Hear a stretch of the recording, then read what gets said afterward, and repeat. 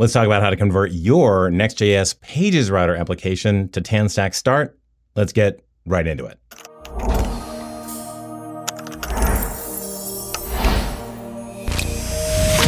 So there is a Next.js migration page up on the TanStack Start documentation currently. It's going to be upgraded because currently this is just about the app router. But I think really in reality, most folks are going to still be on the Next.js Pages Router. So I've created, and we'll be adding this to the TanStack documentation, a full set of rules for how the LLM should best use TanStack Start. That's in the TanStack Start React Cookbook, as well as how to do a conversion between the Pages Router and TanStack Start in this migration guide. So what I'm actually going to do now is run this, as well as kind of, while that's happening, show the output to go and show you what you're going to get when you actually migrate from one to the other. So let's go and first clone this code. And so the first thing I'm going to do is clone it into a directory called original. I'm just going to keep that as is. And then I'm going to go create another version called conversion. And in conversion, I'm going to remove the existing TanStack Start application because we're going to regenerate that on the fly and see what happens. Eventually I'll get that right. Okay, let's go and create a new TanStack Start application. I'll call recipe blog TanStack. Now this is why I actually want to start by building a new TanStack app and then porting the functionality into it, because you want to get it set up properly. So if you need to use forms, for example, you bring in TanStack form. If you want to use TanStack query, which you probably want to do, then you want to enable query here, and that's going to set it up properly for TanStack Start, and you won't have to waste a whole bunch of LLM time setting that up for you. We don't use TanStack query in this example, so I'm just going to leave that blank. TanStack chat is a fantastic AI example. Just going to leave that blank. Now let's take a look at what we have over in Cursor. So I'll start by taking a look at our demo app here. This is what we want to see ported. It is a recipes application. It is server-side rendered. So we're looking at the server-side rendered homepage here. You can do admin. So it's showing you that you can add in new recipes if you want. You can create a new recipe. It's got a whole form for that. It's all on Tailwind. You can get a drill down, so you can go and look at the various recipes. You can get a search, so you can search for recipes. The whole point of this application is to test out all the things you might have in a standard Pages Router application. Parameterized routes, API routes, server-side rendering, all that stuff. So now we want to take this and we want to put it into our TanStack Start application. So let's take a look at what's in the TanStack Start application currently. In the TanStack Start app, we have just the spinning React logo with a header. That's it. So we want to see this become everything that we saw in the previous app. So now let's get our LLM cooking on this. So I'm going to tell Claude 4.5 Sonnet to take our existing Next.js application and convert it into the TanStack application and use that guide as a way to do that migration. Let's give her a go. All right, while that's cooking, I'm going to go over into the original directory. I'm going to go and install those so we don't get a whole bunch of guff about not having types and whatnot. And now we can compare and contrast these two applications. Let's start on the home page. So over in recipes app Next.js, it's going to be over in source pages index, and over in TanStack Start, you're going to have source routes index. So I'll go put that side by side and we can have a look. Now the bulk of the implementation here is over in the React code. So that's almost exactly the same between these two things. The only difference is that in the case of Next.js App Router, you're getting the posts that are coming in via server-side rendering, and the down here and the get server-side props function are coming in as props. Over the TanStack Start side, we call loader, and then that fully typed loaded output comes in out of the route used loader data, and we can see that we get a set of posts, and that's fully typed, which is really nice. Now, right away, we get into one of the big gotchas that I think is going to trip people up as they're going from Next.js Pages Router to TanStack Start. And that's when the data loading gets called. On the Next.js Pages Router side, you are always assured that get server-side props is called on the server. In TanStack Start, this loader, which is calling get all posts, can be run either on the server if the user is first getting the page from the server, or it can be called from the client if you're doing a spa style soft nav from another page to this page. So that's really important because in this case, all of those posts are actually stored in the file system. So they're over here under content. It's actually in the file system itself. So in order to get the post, you actually need file system access, which is not a problem over on the get server side props because you're running on the server. You have file system access.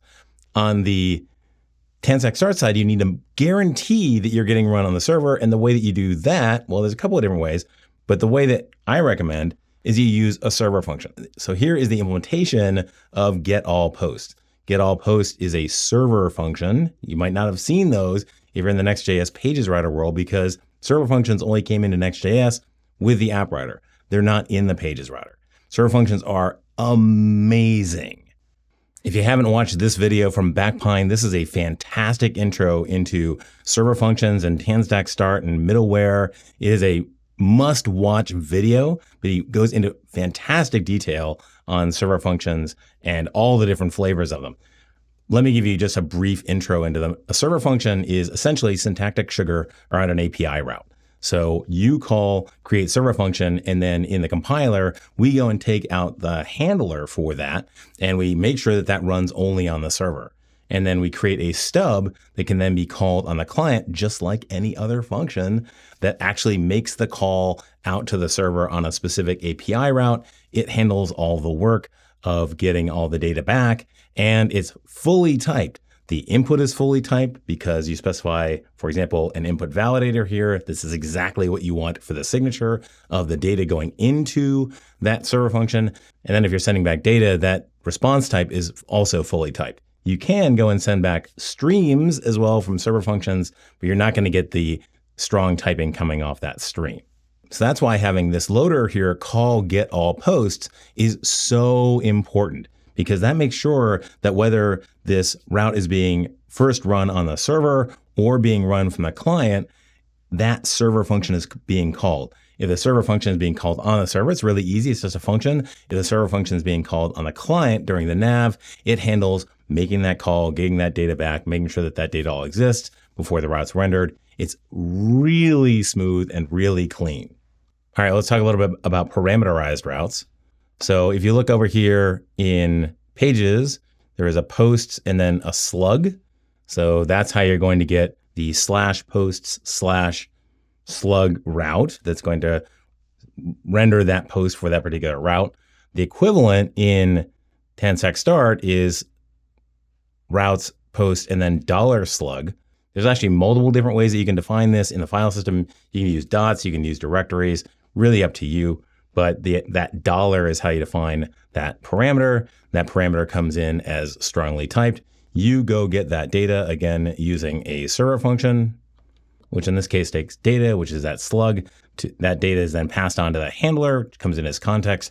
Now, why isn't it just the object? Well, you can actually add on additional context like user ID, org ID that comes in out of band. So it's amazing. The server functionality in TanStack Start is absolutely amazing. So let's go take a look at how we do API routes. You get two different choices when it comes to TanStack Start for doing APIs. If you want something publicly accessible, then you're going to want an API route. Otherwise, I would recommend using a server function. So let's go take a look at how to do an API route if you want to go that way. We'll compare the upload route. That's when you want to upload an image for your blog post. So that's over in Pages API upload image on the Next.js side. And on the TanStack Start side, it's upload and then image. It's API upload an image. You don't have to put API routes in /API. The LLM just decided to make them symmetric, which I actually think is a good call in this case. On the Next.js side, you're going to have a handler exposed. On the TanStack Start side is again going to be create file route. And I should talk about why create file route takes a string like this.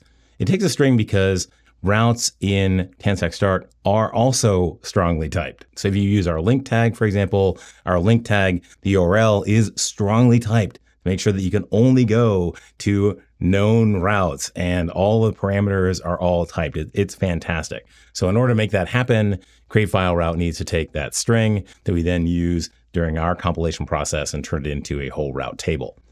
Now, in order to do an API route, you specify a server key and then handlers. and then you specify what methods you want. So in this case, just post takes a request, and then you return a response. So in this case, we're returning JSON, but you could return a stream or anything else that's a valid output from an API route. The other cool thing is you could also put a component in here as well as server routes. That's really cool. I'll show that on another video. All right, let's go take a look and see how we're doing on our conversion side. Oh, actually looks like it's pretty far along. Okay. Migration is complete. All right, this is actually looking really good. Looks like a conversion was basically successful. So not bad. There's two other big things you really want to be conscious of when it comes to these conversions. First is authentication. So if you're using a provider like Clerk or like WorkOS, those are going to work at the React level out of the box. You are going to need some TanStack specific libraries to actually go and integrate those at the server-side level into TanStack. Of course, those are going to be vendor dependent, but on that Create Start app that I showed before, we do keep those add-ons as up-to-date as we can and try to get them as integrated as we can into TanStack Start. So it's possible that by the time that you're watching this, you'll actually have out-of-the-box integrations for WorkOS and Clerk. The other thing is middleware. Middleware is fantastic on TanStack Start. In addition to global middleware, you get middleware by route, you get middleware by server function. It's strongly typed. You can pass strongly typed context. It is an incredibly powerful server function mechanism that is actually more powerful than the app router version of server functions we've seen on the Next.js side. All right, go check out the code and the rules in that repo. And of course, check out TanStack Start on your own projects. In the meantime, of course, if you like this video, hit that like button. If you really like the video, hit the subscribe button and click on that bell, and you'll be notified the next time a new Blue Collar Coder comes out.